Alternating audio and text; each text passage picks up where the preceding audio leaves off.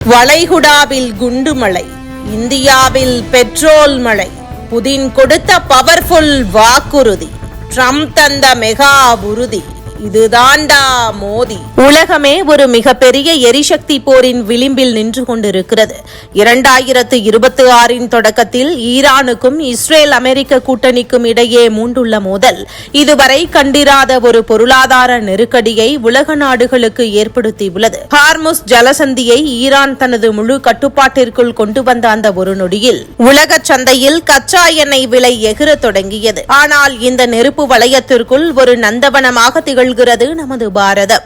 உலக நாடுகள் அனைத்தும் பெட்ரோல் தட்டுப்பாட்டால் முடங்கும் அபாயத்தில் இருக்கும்போது இந்தியாவில் மட்டும் எரிபொருள் விநியோகம் தடையின்றி தொடர்வது தற்செயலானது அல்ல. அது பாரத பிரதமர் நரேந்திர மோடியின் 10 ஆண்டுகால உழைப்பிற்கும் ராஜதந்திரத்திற்கும் கிடைத்த மகுடம். பிரதமர் மோடியின் நண்பன் இந்தியா கொள்கை இன்று உலகையே வியக்க வைத்திருக்கிறது. ரஷ்ய அதிபர் விளாடிமிர் புதின் இந்தியாவுக்கு தேவையான எண்ணெய் விநியோகத்தை எந்தவித தடையுமின்றி வழங்க ரஷ்யா தயாராக உள்ளது என்று கொடுத்த அந்த பவர்ஃபுல் வாக்குறுதி இந்தியாவின் எரிசக்தி பாதுகாப்பிற்கு ஒரு இரும்பு கவசமாக மாறியுள்ளது. மேற்கத்திய நாடுகளின் அழுத்தங்களுக்கு மத்தியிலும் ரஷ்யாவுடனான நட்பை இந்தியா ஒருபோதும் விட்டுக் கொடுக்கவில்லை என்பதன் பலனை இன்று 140 கோடி மக்களும் அனுபவித்து வருகிறார்கள்.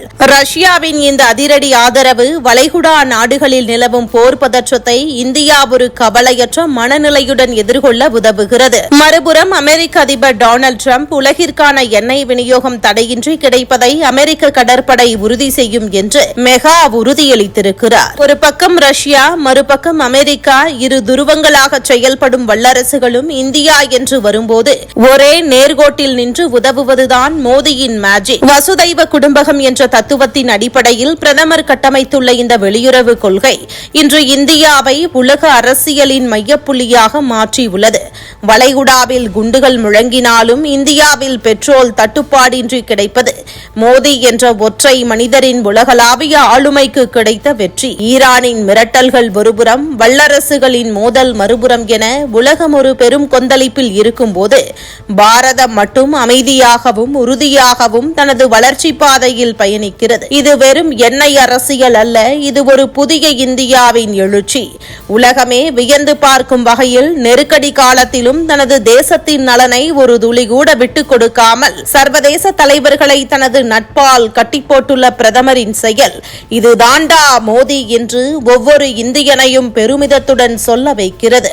பாரதத்தின் இந்த விஸ்வரூபம் வரும் காலங்களில் இந்தியா உலகை வழிநடத்தும் விஸ்வகுருவாக திகழும் என்பதை மீண்டும் ஒருமுறை உறுதிப்படுத்தியிருக்கிறது.